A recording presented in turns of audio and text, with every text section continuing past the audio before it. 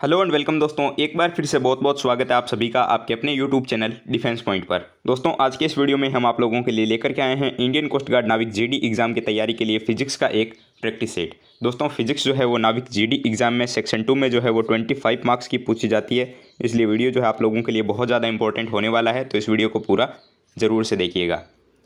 लेकिन इससे पहले कि हम वीडियो शुरू करें, अगर आप लोगों ने अभी तक हमारे चैनल को सब्सक्राइब नहीं किया है तो उसको सब्सक्राइब जरूर से कर लें और बेल आइकन को प्रेस कर लें, ताकि आप लोगों को हमारे द्वारा दिए जाने वाले सभी लेटेस्ट अपडेट्स मिलते रहें।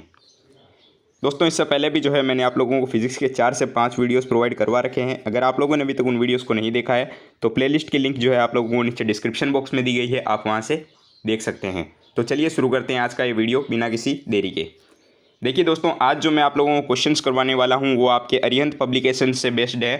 तो चलिए शुरू करते हैं। देखिए, फर्स्ट क्वेश्चन आप लोगों को दिया गया है कि वर्षा वाले दिनों में स्कूटर ड्राइवर प्राय फिसल जाते हैं क्योंकि। तो देखिए, होता क्या है, जब बारिश होती है तो उन दिनों में क्या होता है कि स्कूटर के टायर जो है वो स्लिप कर जाते हैं, या फिर बाइक के टायर जो होते हैं वो स्लिप कर जाते हैं। क्यों? क्योंकि देखिए, सड़क और टायरों के बीच में जो घर्षण बल होता है उसका मान जो है वो घट जाता है, ठीक है। इसलिए जो है वो ड्राइवर अक्सर फिसल जाते हैं, ठीक है। तो इसके लिए राइट आंसर हो जाएगा ऑप्शन नंबर सी, सड़क तथा टायरों के बीच में जो है घर्षण बल का मान घट जाता है, जिसके कारण वर्षा वाले दिनों में जो है स्कूटर ड्राइवर फिसल जाते हैं। चलिए देखते हैं अगला क्वेश्चन। तो अगला क्वेश्चन आप लोगों को दिया गया है कि दो वस्तुओं के बीच लगने वाला गुरुत्वीय बल निर्भर नहीं करता, ठीक है। तो देखिए, दो वस्तुएं हैं, उनके ऊपर जो गुरुत्वीय बल लगता है वो जो है द्रव्यमान के योग जो होता है उनके ऊपर निर्भर नहीं करता है, ठीक है। तो इस प्रश्न का राइट आंसर होगा ऑप्शन नंबर सी, दो वस्तुओं के बीच लगने वाला गुरुत्वीय बल उन वस्तुओं के द्रव्यमान के योग के ऊपर जो है निर्भर नहीं करता। तो ऑप्शन नंबर सी जो है इसके लिए राइट आंसर हो जाएगा। देखिए, अगला प्रश्न दिया गया है कि गुरुत्वीय त्वरण, ठीक है। तो देखिए, गुरुत्वीय त्वरण क्या होता है? गुरुत्वीय त्वरण जो है वो हाइट बढ़ने के साथ में जो है चेंज होता रहता है, ठीक है। तो देखिए, इसके लिए राइट आंसर हो जाएगा ऑप्शन नंबर सी, ऊंचाई बढ़ने पर जो है वो गुरुत्वीय त्वरण परिवर्तित होता रहता है, ठीक है। अगला प्रश्न देखिए, दिया गया है कि जब एक वस्तु को ऊपर की ओर फेंका जाता है तो इस पर गुरुत्वीय बल, ठीक है। माना कि कोई एक वस्तु है, उसको जो है ऊपर की ओर उछाला गया, ठीक है। जब उसको ऊपर की ओर उछालते हैं तो उसके गुरुत्वीय बल जो होता है उसमें क्या होता है, ठीक है। देखिए, वो क्या होता है कि गति की विपरीत दिशा में जो है कार्य करने लगता है, ठीक है। गति की जो है विपरीत दिशा में कार्य करने लगता है। तो इसके लिए राइट आंसर होगा ऑप्शन नंबर ए, गति की विपरीत दिशा में जो है कार्य करने लगता है, यानी कि acts in the opposite direction of motion, ठीक है। आइए देखते हैं अगला प्रश्न।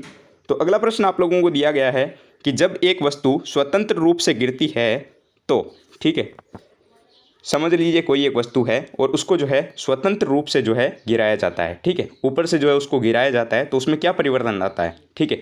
तो देखिए, उसकी जो स्थितिज ऊर्जा होती है वो गतिज ऊर्जा में जो है परिवर्तित होने लग जाती है, ठीक है। यानी कि इसकी स्थितिज ऊर्जा जो है ऑप्शन नंबर ए, गतिज ऊर्जा में जो है परिवर्तित होती है, ठीक है। अगला प्रश्न देखिए, जब एक घोड़ा अचानक दौड़ना प्रारंभ करता है तो घुड़सवार पीछे की ओर गिर पड़ता है क्योंकि। देखिए, जब कोई घोड़ा अचानक दौड़ना प्रारंभ करता है तो घुड़सवार जो होता है वो इसलिए पीछे की ओर गिर पड़ता है क्योंकि जड़त्व के कारण जो है उसके शरीर का ऊपरी भाग जो होता है वो स्थिर रह जाता है, ठीक है। जड़त्व के कारण क्या होता है, उसके शरीर का जो ऊपरी भाग होता है स्थिर रह जाता है, जिसके कारण जो घुड़सवार है वो पीछे की ओर गिर पड़ता है। तो इस प्रश्न का राइट आंसर होगा ऑप्शन नंबर डी, जड़त्व के कारण जो है उसके शरीर का ऊपरी भाग स्थिर रह जाता है। अगला प्रश्न आप लोगों को दिया गया है कि एक अंतरिक्ष यात्री जो कि भू उपग्रह में है उसको समय ज्ञात करने के लिए जो है प्रयोग में लाना चाहिए, ठीक है। यानी कि एक अंतरिक्ष यात्री जो कि आपके भू उपग्रह में है वो समय कैसे देखेगा, यानी कि उसके लिए कौन सी घड़ी उसके पास होनी चाहिए। तो आपको ऑप्शन दिए गए हैं, दोलन घड़ी, ऑप्शन नंबर बी, घड़ी जो स्प्रिंग से चलती हो, ऑप्शन नंबर सी, दोलन घड़ी, या फिर ऑप्शन नंबर डी, न तो दोलनी घड़ी और न ही घड़ी, ठीक है। तो देखिए, एक अंतरिक्ष यात्री जो कि भू उपग्रह में हो तो वहाँ पर जो है उसको घड़ी जो यूज़ में लेनी होगी टाइम के लिए वो होगी घड़ी जो स्प्रिंग से चलती हो, ठीक है। तो इस प्रश्न का राइट आंसर होगा option number D, clock which runs from spring, ठीक है। यानी कि जो स्प्रिंग से चलती है वो वाली घड़ी से जो है उसको समय ज्ञात करना होगा। देखिए दोस्तों, ऐसे लॉजिक वाले क्वेश्चन जो है आजकल एग्जाम में काफ़ी ज़्यादा पूछे जाने लग गए हैं। तो अरिहंत पब्लिकेशन में जो है काफ़ी ज़्यादा ऐसे क्वेश्चंस को शामिल किया गया है। तो मैं आप लोगों को जो है टॉप लेवल के क्वेश्चंस जो है वो करवाने वाला हूँ और वो आप लोगों को करवा रहा हूँ। तो देखिए इनको जो है पूरा वीडियो ज़रूर से देखिएगा क्योंकि मोस्ट इंपॉर्टेंट होने वाले हैं। और मैं आप लोगों को जो है आगे के वीडियोज़ में भी जो है न्यूमेरिकल्स और अरिहंत पब्लिकेशंस के सारे क्वेश्चंस जो है करवाते हुए चलूँगा। आइए देखते हैं अगला क्वेश्चन। तो अगला क्वेश्चन आप लोगों को दिया गया है कि चंद्रमा पर वायुमंडल नहीं है क्योंकि, ठीक है। तो देखिए आपको ऑप्शन दिया गया है कि यह पृथ्वी के परित घूमता है, ऑप्शन नंबर बी यह पृथ्वी के समीप है, ऑप्शन नंबर सी यह सूर्य से प्रकाश पाता है, या फिर ऑप्शन नंबर डी वायुमंडल के कणों का वेग पलायन वेग से अधिक है। तो देखिए चंद्रमा पर वायुमंडल इसलिए नहीं है क्योंकि वायुमंडल के जो कण होते हैं उनका वेग पलायन वेग से अधिक है, तो इस कारण से जो है वो चंद्रमा पर वायुमंडल नहीं है, एटमॉस्फेयर जो है मून पर नहीं है, ठीक है। तो इस क्वेश्चन का राइट आंसर होगा ऑप्शन नंबर डी। आइए देखते हैं अगला प्रश्न। तो अगला प्रश्न आप लोगों को दिया गया है कि साइकिल तथा स्कूटरों में बॉल बियरिंग का प्रयोग किया जाता है क्योंकि, ठीक है। अक्सर हम देखते हैं कि साइकिल जो होती है और स्कूटर जो होते हैं उनमें बॉल बियरिंग का प्रयोग किया जाता है। क्यों किया जाता है? तो देखिए बॉल बियरिंग का प्रयोग इसलिए होता है क्योंकि पहिए और धुरी के बीच में जो है ना घर्षण बल कम हो जाए, ठीक है। पहिया जो होता है और उसकी धुरी के बीच में जो घर्षण बल होता है उसका मान कम करने के लिए जो है वो बॉल बियरिंग का प्रयोग किया जाता है। तो इस प्रश्न का राइट आंसर होगा ऑप्शन नंबर सी, पहिए तथा धुरी के बीच घर्षण बल का मान जो है कम करने के लिए इसको यूज में लिया जाता है। अगला प्रश्न देखिए कि एक पात्र पर मुक्त अधोगति के लिए आर्किमिडीज का नियम क्यों नहीं लागू होता है, ठीक है। तो देखिए आर्किमिडीज का नियम जो है वो मुक्त अधोगति के लिए जो है पात्र पर लागू नहीं होता है। इसका कारण क्या है कि इसका कारण ये है कि पात्र में जो निम्नलिखित पिंड होता है वो भारहीन हो जाता है, ठीक है। तो इस प्रश्न के लिए राइट आंसर हो जाएगा ऑप्शन नंबर सी, एक पात्र पर मुक्त अधोगति के लिए जो है आर्किमिडीज का नियम इसलिए लागू नहीं होता क्योंकि उस पात्र में निम्नलिखित पिंड भार रहित हो जाता है, ठीक है, यानी कि भारहीन जो है वो हो जाता है। अगला प्रश्न दिया गया है कि केश नली को जल में सीधा खड़ा कर दिया जाता है और केश नली के भीतर व बाहर जल का तल समान होगा यदि स्पर्श कोण, ठीक है। कि हमें क्वेश्चन में क्या बोला गया है कि एक केश नली है, ठीक है, उसको जो है जल में सीधा खड़ा किया गया है, ठीक है। चलिए जल में जो है एक केश नली को सीधा खड़ा कर दिया।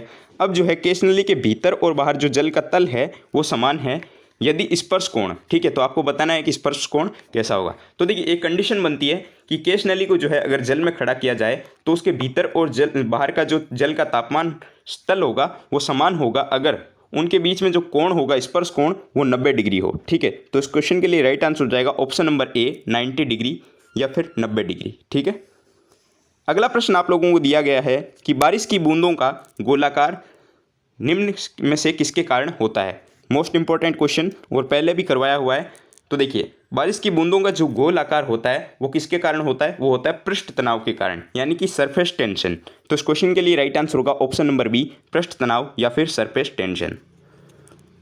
अगला प्रश्न देखिए कि जब किसी द्रव का ताप बढ़ाया जाता है तो इसका पृष्ठ तनाव, ठीक है।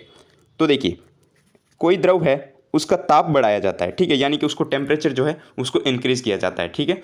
तो क्या होता है उसका पृष्ठ तनाव जो होता है वो घटने लगता है क्योंकि द्रव जो है वो गाढ़ा होता है तो वो जो है पतला होने लग जाता है, जिसके कारण जो है उसका पृष्ठ तनाव जो है वो घटने लग जाता है, ठीक है। तो इस प्रश्न का राइट आंसर होगा ऑप्शन नंबर बी, डिक्रीज, ठीक है, यानी कि घटने लग जाएगा।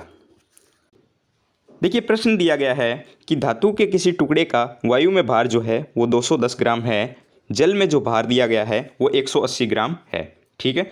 यदि किसी अज्ञात द्रव में 120 ग्राम है तो धातु का घनत्व क्या होगा। तो देखिए ऐसे न्यूमेरिकल जो है अक्सर आपके एग्जाम में पूछे जाते हैं जिसमें आप लोगों को जो है वो धातु का जो है घनत्व या अपेक्षित घनत्व जो है बताना होता है। तो देखिए इस टाइप के क्वेश्चन को हम कैसे सोल्व करते हैं, ठीक है। इसके लिए जो है एक फॉर्मूला होता है जिसमें होता है अपेक्षित घनत्व is equal to weight in air upon weight in air minus weight in water, ठीक है। तो इस फॉर्मूले का जो है हम यूज़ करते हैं घनत्व निकालने के लिए, ठीक है। अब देखिए आपको वैल्यू दी हुई है, वेट इन एयर कितना है आपको दिया है 210, ठीक है, और 210 माइनस वेट इन वाटर कितना है 180, ठीक है।